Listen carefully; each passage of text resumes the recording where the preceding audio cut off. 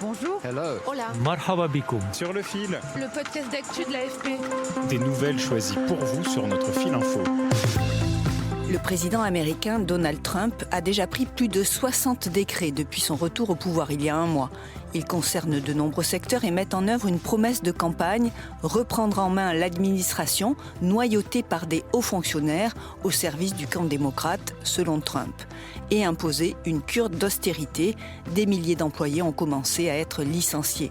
Enfin, il vise à éliminer tout programme contraire à son idéologie, en particulier la lutte contre le dérèglement climatique, la diversité et les causes LGBTQI+. Pour y arriver, Trump s'appuie sur le milliardaire Elon Musk et sa commission pour l'efficacité gouvernementale, le DOGE.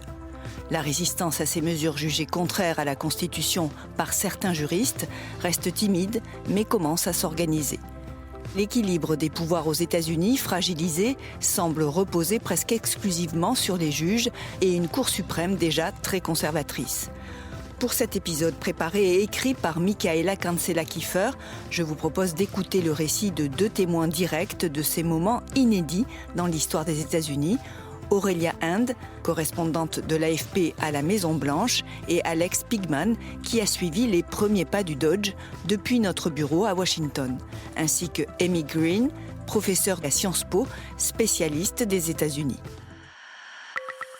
Sur le fil.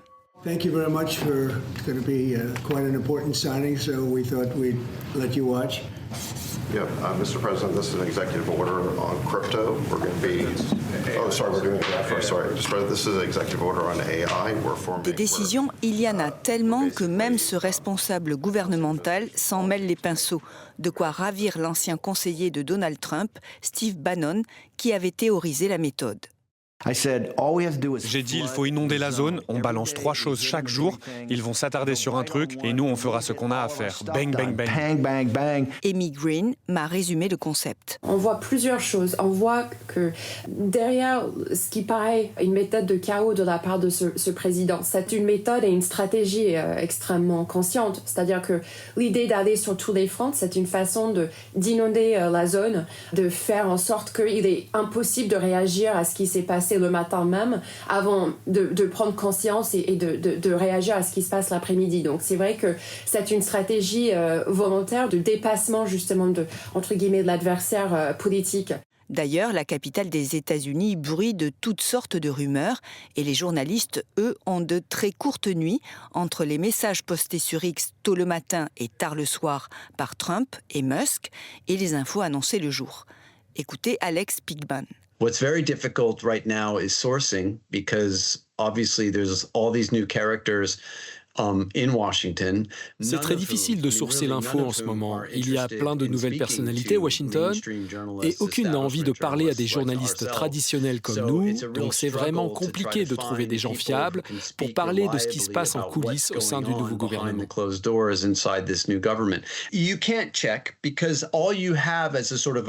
C'est difficile de vérifier car tout ce que tu as, ce sont des tweets de Musk ou des posts de ses alliés sur X. Et ils vont affirmer toutes sortes de choses sur ce qu'ils ont découvert, sur des dépenses énormes qu'ils ont identifiées.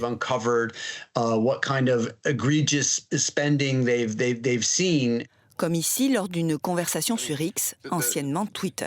Il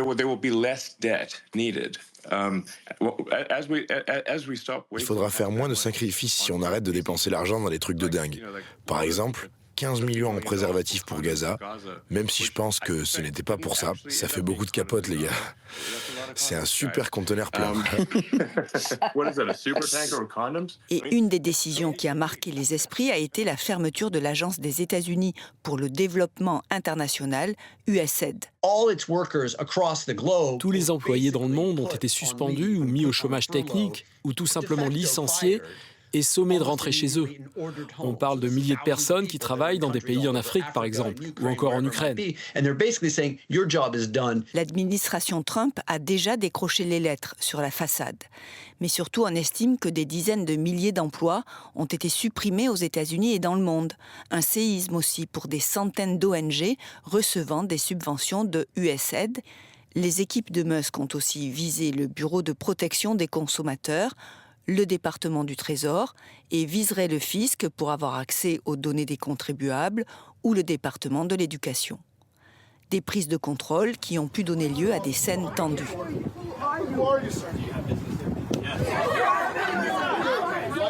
Comme ici, le 7 février, lorsque des élus démocrates ont exigé d'être admis à l'intérieur du département en charge de l'éducation au nom de leur droit de contrôle des activités de l'exécutif.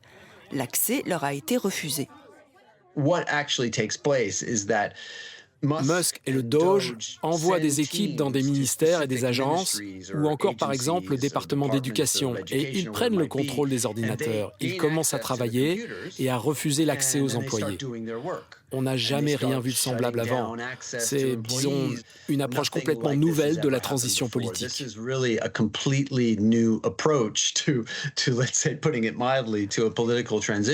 Dans chaque ministère visité, des subventions sont supprimées et des employés renvoyés, à commencer par ceux qui sont en période d'essai. The other place where the Doge teams went was the Office of Personnel Management, which is actually sort of like the HR. Un autre site que les équipes de Doge ont investi, c'est le bureau de gestion du personnel. C'est un peu comme le bureau des ressources humaines. Et là encore, ils ont saisi les ordinateurs et envoyé un email à 2 millions d'employés fédéraux en leur proposant un deal, en leur offrant un plan de départ, une sorte de démission décalée dans le temps qui leur permettrait de ne pas revenir au travail et de n'être licenciés que dans 9 mois. Plus de 70 000 fonctionnaires auraient accepté l'offre qui a fait l'objet de contestations judiciaires multiples. Et selon Alex, parmi ceux qui restent, beaucoup ont peur. Fear of being purged is a very active fear for all the people, all the civil servants. Il y a beaucoup de peur chez les fonctionnaires. Quand on tente de parler aux gens, ils exigent que ce soit complètement anonyme. Et ils ont peur d'envoyer des messages écrits. C'est très difficile de les faire parler car ils ont peur de perdre leurs emplois. It's very, very difficult for them to speak out because they just don't want to lose their jobs. Face à ça, certains démocrates tentent de réagir comme Bernie Sanders. Nous traversons une très dangereuse étape, sans précédent dans l'histoire de l'Amérique. Il nous faut être intelligents, organisés, et il faut qu'on riposte. L'opposition n'en reste pas moins compliquée, d'autant que les républicains ont la majorité dans les deux chambres. La mobilisation semble cependant être montée d'un cran cette semaine avec de nombreux appels à manifester de syndicats de fonctionnaires.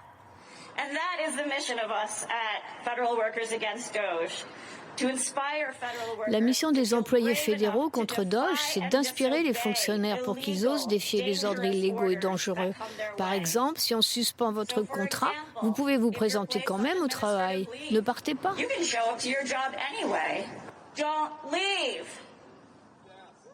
Face à ces critiques, la presse accréditée à la Maison-Blanche, dont ma collègue Aurélia Hand, a eu droit à des explications inattendues d'Elon Musk après avoir été convoqué dans le bureau ovale par Donald Trump.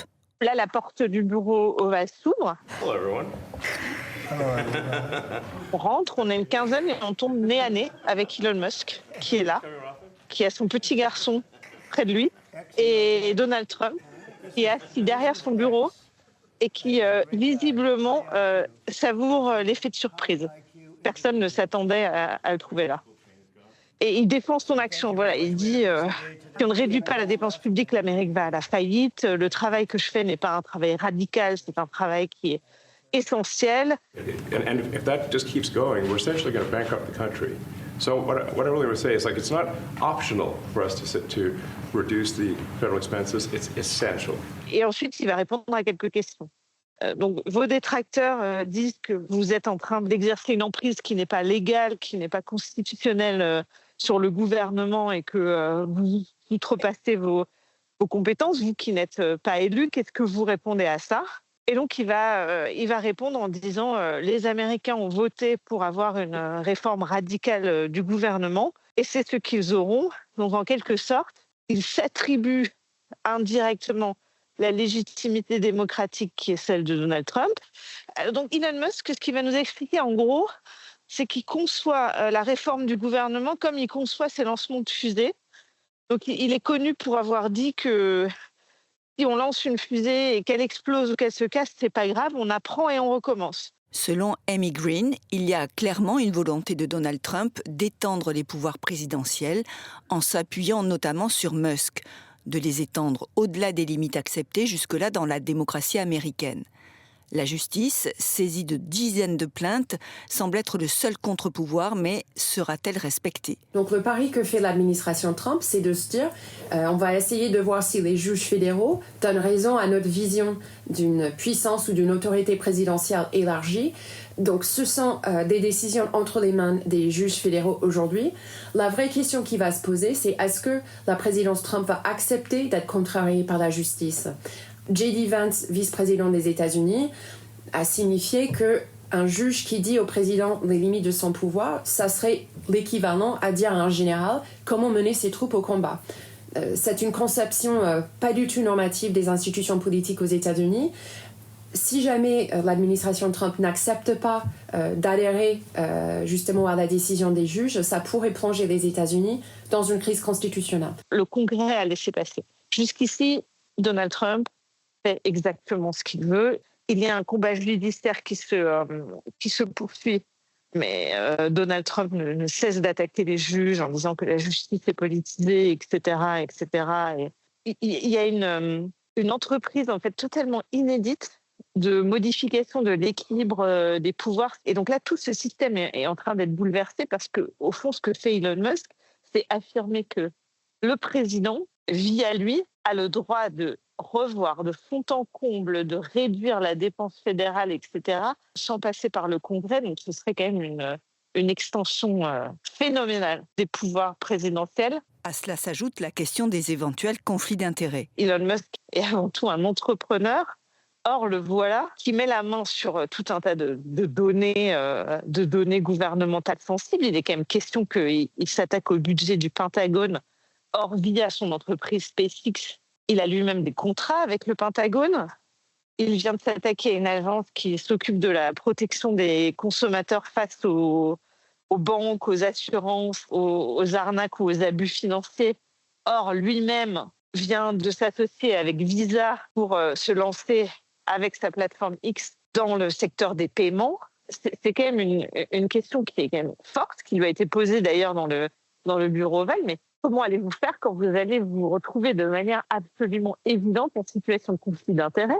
Et la réponse de Musk, c'est de dire mais tout ce que je fais de toute façon est très très transparent puisque j'explique tout sur mon réseau X, Doge publie tout sur son site internet. Et en clair, voilà, s'il y a des conflits d'intérêts, on me le fera savoir et puis je n'y toucherai pas. Et enfin, la multiplication des attaques contre les médias, le quatrième pouvoir justement, a commencé par l'agence Associated Press, l'équivalent de l'AFP aux États-Unis. Elle s'est vue interdire l'accès au bureau ovale après n'avoir pas rebaptisé le golfe du Mexique en golfe de l'Amérique, comme l'a fait le président. Sur le fil revient demain. Merci beaucoup de nous avoir écoutés. Je suis Emmanuelle Bayon. Ce sujet a été monté par Maxime Mamet. À bientôt.